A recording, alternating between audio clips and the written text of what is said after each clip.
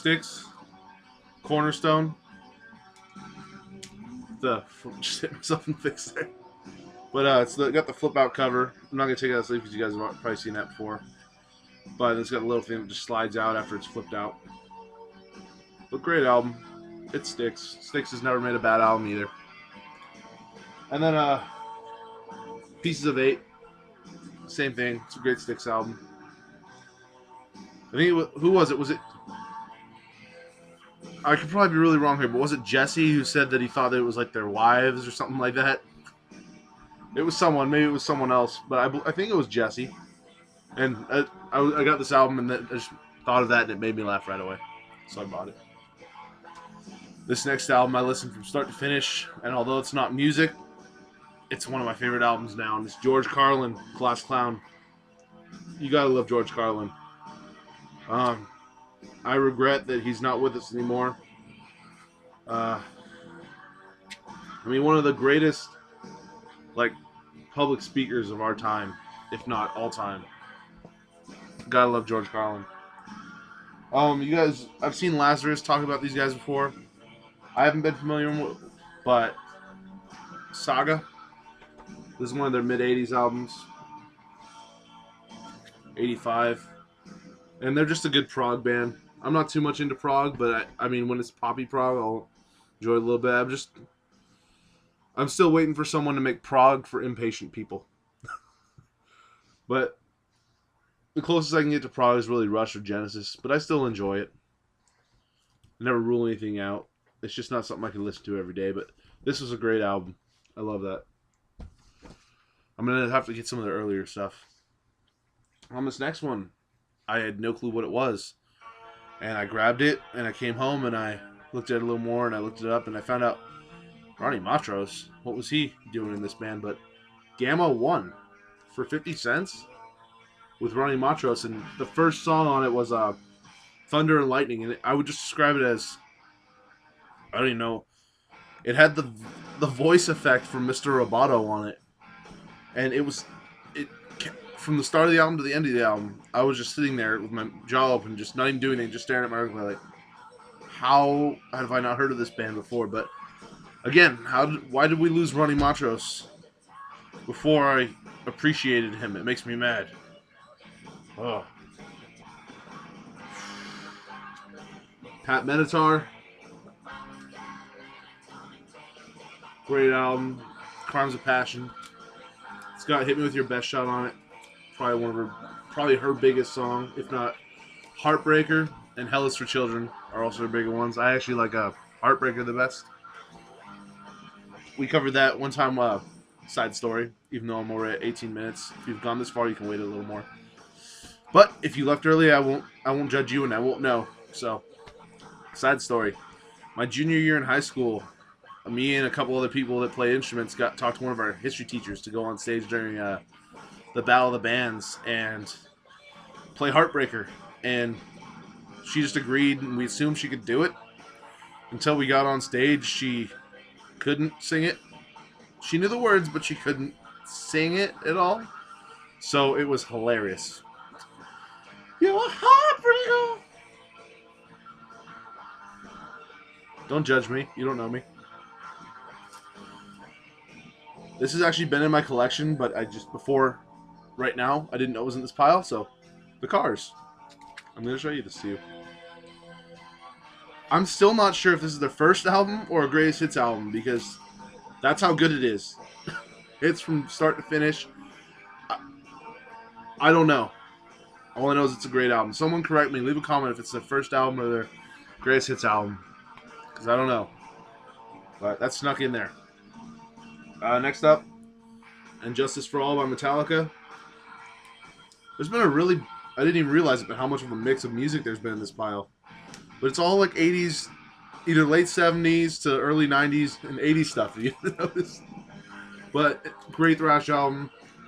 I actually like the Black Album a little more because there's bass. But great album start to finish. There's a song in here called One that got famous because of Guitar Hero. But if you've never really listened to the song, go put it on with headphones and read the lyrics as it's being played. And I'll be damned if that doesn't tell a great story. sidetrack, but another great story song is off of. I have to get my Kiss in for the video, but this is one of Kiss's later '80s albums. I believe 89. Sorry, my bad. 89. But if you only listen to one song of this album, and this album's called Hot in the Shade, but listen to the song Hide Your Heart, and there's a music video for it on YouTube, and that tells the greatest story in a song, in my opinion. At least it's not super deep story, but it's a great story in one song. Hide Your Heart by Kiss. Damn, 20 minutes, and I still got a lot to go. I'm doing it all in one video. Steely Dan. Asia, Aha, Aja, however you want to say it. I say Asia. But it's a staple. I haven't heard it yet, so I picked it up. This next one I was surprised to find it was in a dollar bin. Anthrax, State of Euphoria. State of Euphoria, in case I muffled it. I listened to this. It's one of my favorite thrash albums of all time now. Even though I'm not that familiar with Anthrax.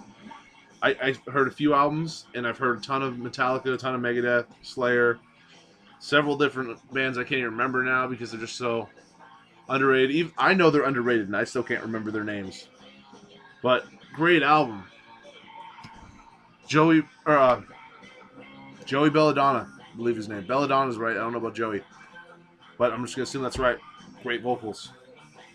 Gonna go a little faster now. In Rock We Trust by Y&T. I didn't have this, but I love these guys.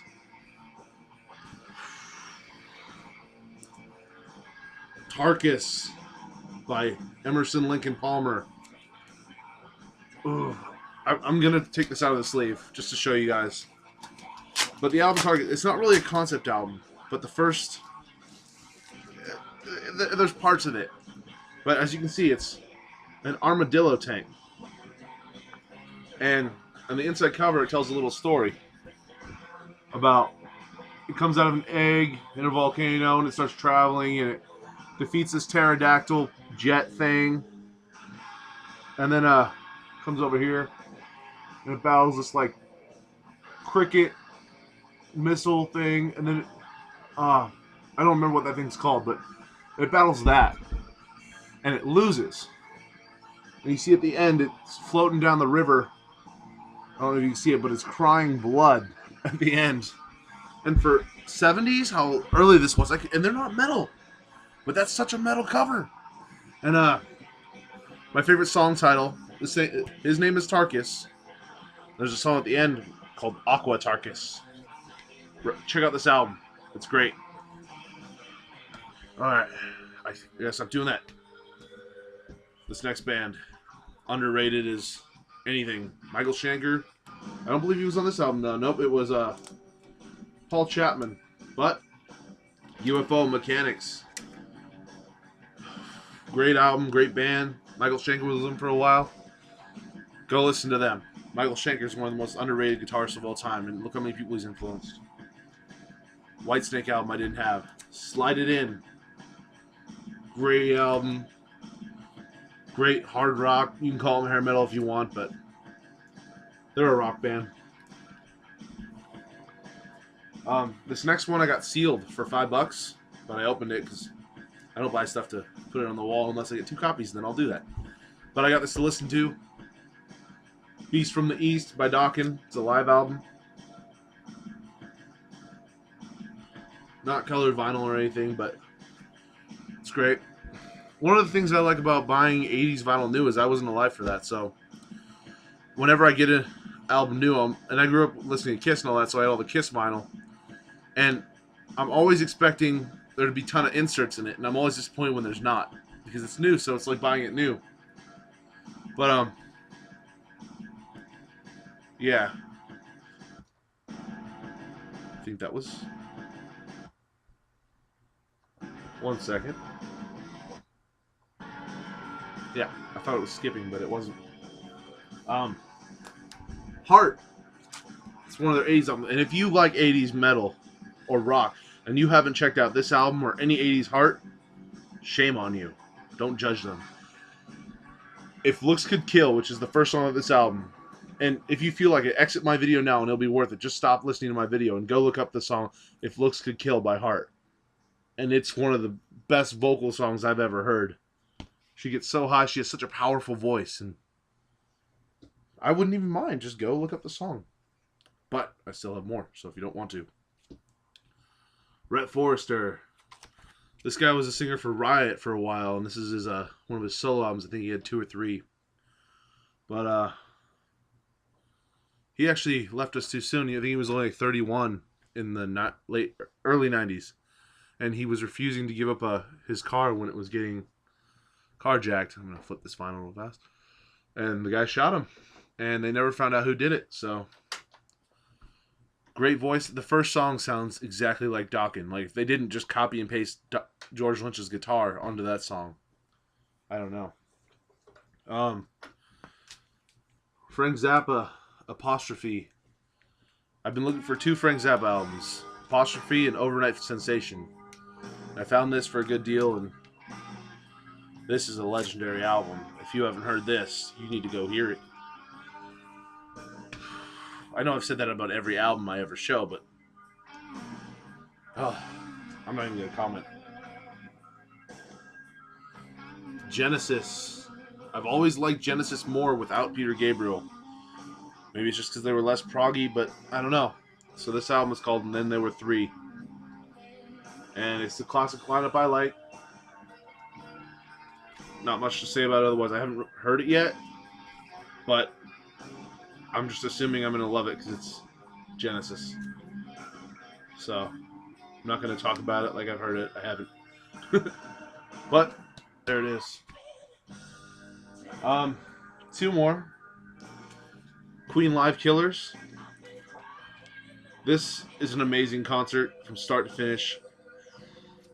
One of the best top 5 live albums I've ever heard. They do We Will Rock You. They do the classic version, and then they also go into a new version that was on this. So it might be worth listening to just for that. I actually like the new version a little better. But perfect concert. They even play Bohemian Rhapsody on here, and I don't know how they would go about doing that live, but they do it. So check that out. And then I got a 45 for you.